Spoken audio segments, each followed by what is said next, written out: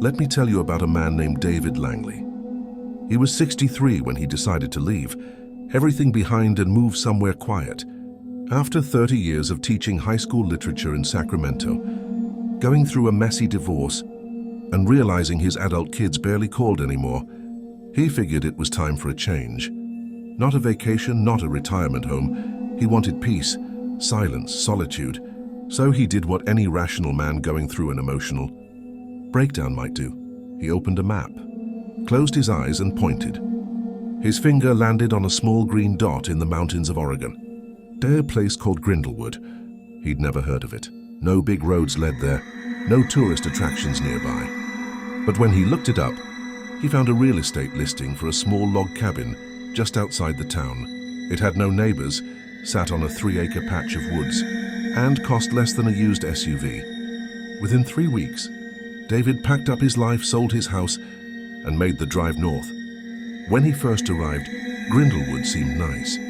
The main street had maybe 10 buildings, a post office, a diner, a general store, a hardware shop, and a few other places that looked like they hadn't changed since the 1970s. The people were polite, almost too polite. They greeted him with small nods, offered short but warm conversations, and welcomed him in that small town kind of way that always feels a bit performative. The woman who ran the diner, Martha, was the most talkative. "You'll like it here, Mr. Langley," she said as she poured his coffee. "No crime, no noise, no stress. Just trees, stars, and good folks." David smiled. That was exactly what he came for. The first few days were peaceful. He unpacked slowly, organized his books, started a journal, and began writing the opening chapters of the memoir. He always said he'd write one day. He took long walks into the woods, listened to birdsong, and for the first time in years, he slept through the night. But things started to feel off. Small things at first. The mailman, for instance. David tried to introduce himself, even waved, when the man pulled up to drop a letter in the box. But the guy never spoke. Just stared at David for a moment too long, then drove off. Every time. There were 2 houses near his cabin, one on either side but far enough away that he couldn't make out the faces of the people living there. He'd only seen movement inside at night, lights flickering through the windows around 3 a.m. But their cars never moved. No one ever came or went. No deliveries. No dogs barking. Just silent, glowing windows. One night around midnight, David was brushing his teeth when he noticed something outside the bathroom window, something moving near the tree line. At first he thought it was a deer, but then it stood up, tall, human-shaped, and it was holding something, long in its hand. A shovel. The figure paused for a second, then turned toward the cabin. David ducked, heart pounding. He waited a few seconds, then peeked again. The figure hadn't moved. It lifted one arm and waved at him. Not like a friendly hello, but slow, deliberate, like it knew he was watching, like it had been waiting for him to look. The next morning, he went outside to check. There were no footprints, no signs of digging, nothing. He told himself maybe it was a trick of the light. Maybe he was overtired. But that afternoon, he decided to ask around casually. He went to the general store and asked the old man behind the counter if the woods were popular for night hiking. The man squinted at him and said, "Nobody goes in the woods after dark, Mr. Langley." David chuckled awkwardly, trying to seem less paranoid. "I think I saw someone out there last night." The old man said nothing, just rang up his items and handed him the bag. When David left the store, he noticed something else. The sheriff's car parked across the street, and the sheriff himself leaning against the vehicle watching him, not smiling. David nodded politely. The sheriff nodded back. But that stare, it didn't feel right. It wasn't protective. It was calculating, as if the sheriff already knew what David saw last night and didn't want him asking questions. Still, David tried to shake it off. This was just a small town, he told himself. People are private. Maybe he was the outsider coming in too fast, pushing too hard. So he spent the next few days laying low, reading, writing, ignoring the weird stuff. But it got harder to ignore. One night he woke up to a sound, tapping. Not on the door, not the window, on the walls. The outside wall of his cabin. Tap, tap, tap. He grabbed a flashlight and stepped outside. The forest was pitch black, silent. Then he heard it again. Tap, tap, but this time from the back of the cabin. He slowly walked around with his flashlight beam sweeping the darkness. Nothing. He shined the light toward the woods, and for a split second, he saw someone standing between the trees. Then the flashlight flickered, and the figure was gone. David didn't sleep that night. He sat in the living room with a fire poker in his hand, staring out the window. And while he sat there, his phone buzzed. A text message. No number, just blank. When he opened it, it was a photo. A blurry shot of his cabin taken from the woods. The lights were on. He could see himself through the window, sitting exactly where he was, holding the fire poker. That was the moment David realized something was very, very wrong with Grindlewood. Someone or something that was watching him. Not just that night, but all the time. And somehow everyone in town knew. They just weren't saying anything, because in Grindlewood no one ever says anything. Not about the shadows, not about the people who disappear, and definitely not about what happens in the woods when the moon is full and the earth is soft enough to dig. David didn't leave his cabin the next morning. He wanted to. He wanted to go straight to town, find a payphone and call someone, anyone. But there was this tightness in his chest, like something invisible was gripping his lungs. He sat on the edge of his bed for over an hour, fully dressed, staring at the forest outside his window. Every time he thought about stepping outside, his fingers trembled. Instead, he opened his laptop and tried to search for something. Anything about Grindlewood.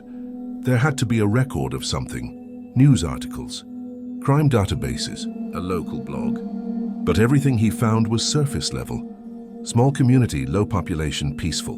No reported crimes in decades. Couple of festival photos. Pumpkin patches, smiling old people. It felt too clean, artificial. Like someone had scrubbed the internet of anything real about the place. That's when he remembered something strange from his first week. At the diner, a kid had mentioned his cousin used to work for a paper, a local newspaper. But when David asked where the newspaper office was, Martha just laughed and said, "We don't need that kind of noise here anymore." Now that seemed more than just odd.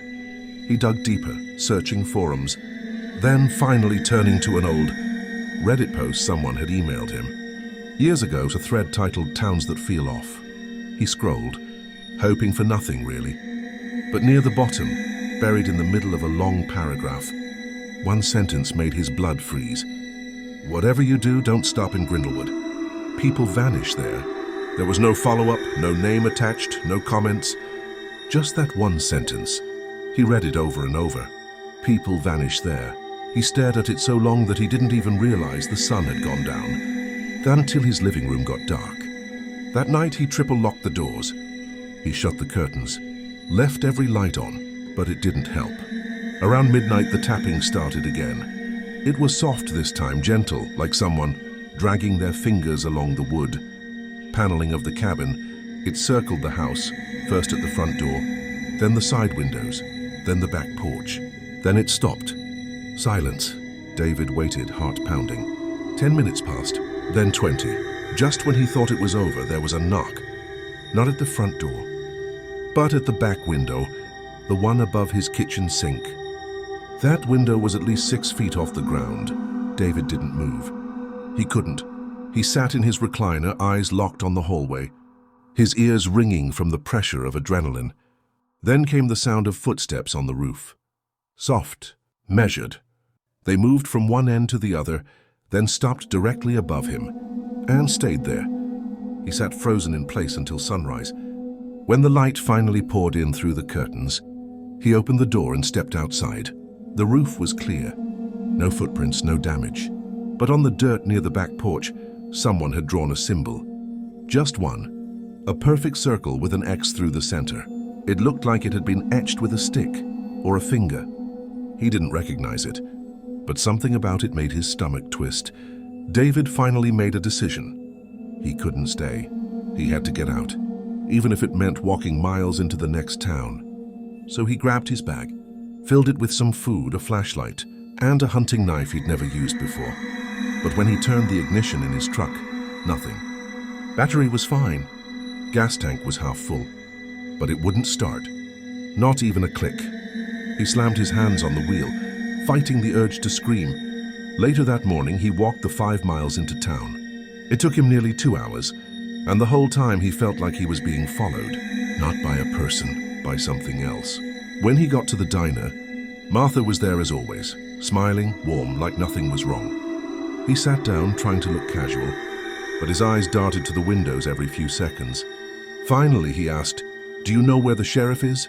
Martha raised an eyebrow. "Sheriff Kraus. He's probably over by the station." "Something wrong?" David hesitated, then decided to be honest, mostly. "I think someone's been messing around my property, leaving signs. I heard noises on the roof last night." Her smile faltered for a split second. "Not much, just a little. I'm sure it's just some local kids playing games," she said. "Nothing dangerous. We don't get crime out here." He looked at her closely. She wasn't nervous. She wasn't surprised. It was like she already knew, like they all did. He didn't go to the sheriff. Instead, he waited until he saw someone in the general store parking lot with an out-of-state license plate, a couple in their 30s, probably just passing through. He walked up to them and asked if they could give him a ride to the nearest real town, just down the highway. The woman looked hesitant, but the man said, "Yeah, sure. We're heading that way." David felt the first bit of hope he'd felt in days. They told him to meet them in 15 minutes after they picked up supplies. He waited across the street, watching them. They went inside. 10 minutes passed, then 20. Then the sheriff's car pulled up. Sheriff Kraus walked in. A few minutes later, the couple came out, without groceries. They looked different, stiff, like they were walking in a dream. They got into their car and drove off, but in the opposite direction. David stood there, stunned. Then the sheriff turned his head and looked directly at him from across the street, and smiled. It wasn't a polite smile. It was a warning. David backed away slowly. He didn't go back to the diner. He didn't try to speak to anyone else. He just walked the 5 miles back to his cabin in silence, the same crushing pressure in his chest returning with every step. That night, he sat on the floor of his cabin with a notepad and started writing down everything. Every detail, every sound, every face, in case he didn't make it out. He was going to leave this behind somehow. He didn't know how, as maybe he'd hide it in the crawl space, maybe mail it in pieces. But someone had to know what was happening in Grindlewood, because he finally understood. This town didn't report murders, not because they didn't happen, but because they never needed to. There were no bodies to find, and soon he feared there might be one more. David didn't sleep that night. He sat in the dark with all the lights off, listening. He couldn't explain why he turned them off. Maybe it made him feel less exposed, less watched. Outside, the wind moved through the trees like a whisper. The woods were still, too still.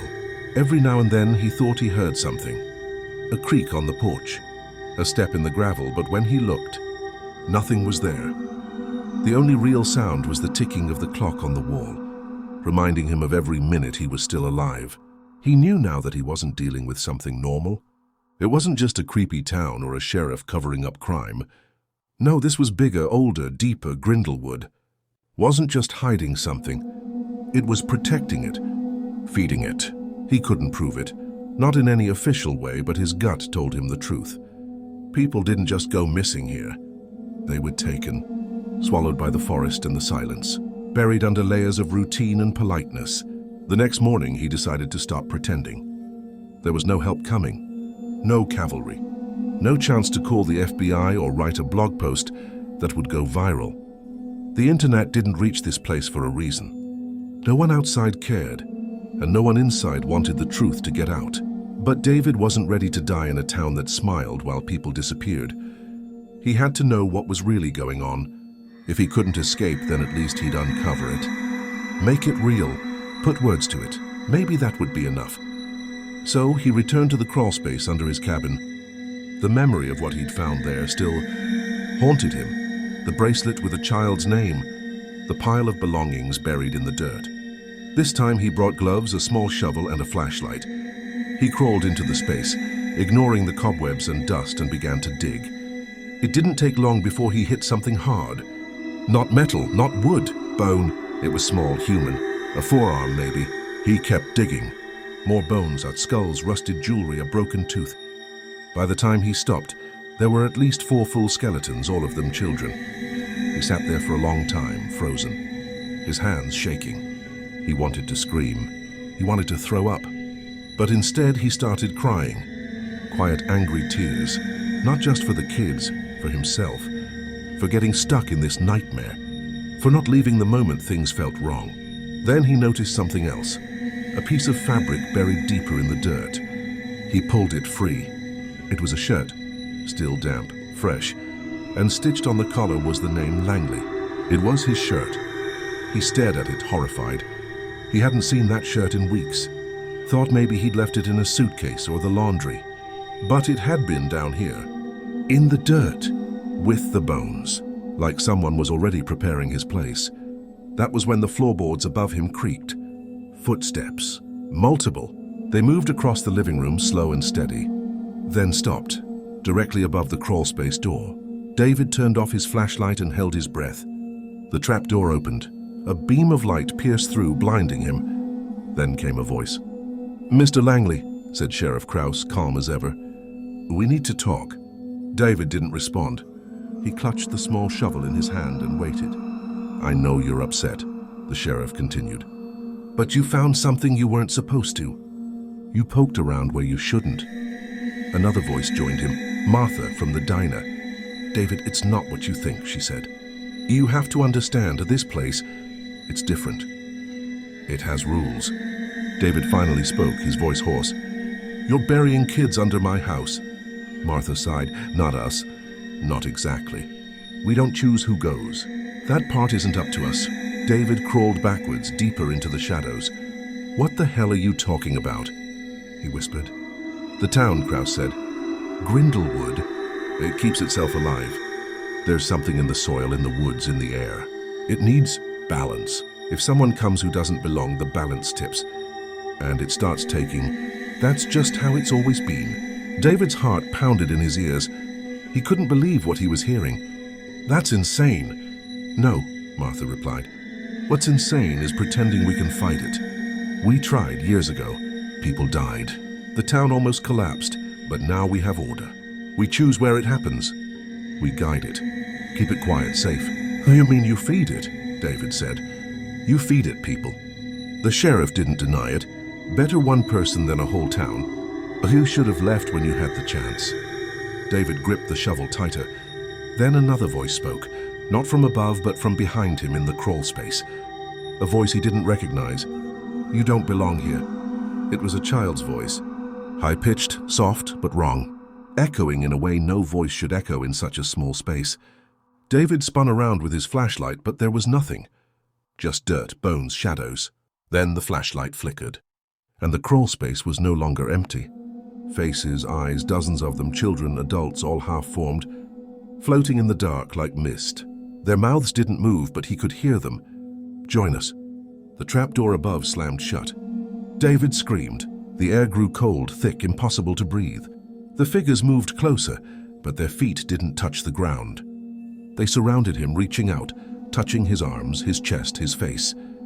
He dropped the shovel and crawled backward, scraping his hands on bone and rock, until he slammed into the wall. "Let me go," he shouted. But the voices only whispered back. "You were chosen. You saw too much. You're part of it now." Then everything went dark. When David opened his eyes, he was lying on the forest floor, alone, confused. The cabin was gone.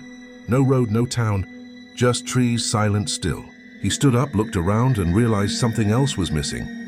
His voice. He tried to call out. Nothing came. He ran. Hours passed. But the forest never changed. Eventually he stopped, sat down, waited. And from behind the trees the children watched, smiling. Back in Grindlewood, Martha poured a fresh cup of coffee. Sheriff Krause sat across from her, flipping through a local newspaper that didn't exist online. Another stranger passed by the diner window, curious and wide-eyed, luggage in hand. They watched him go by. Another outsider, another offering. Because in Grindlewood no one reports murders, and no one ever finds the bodies, because the town makes sure of it. And now so does David Langley.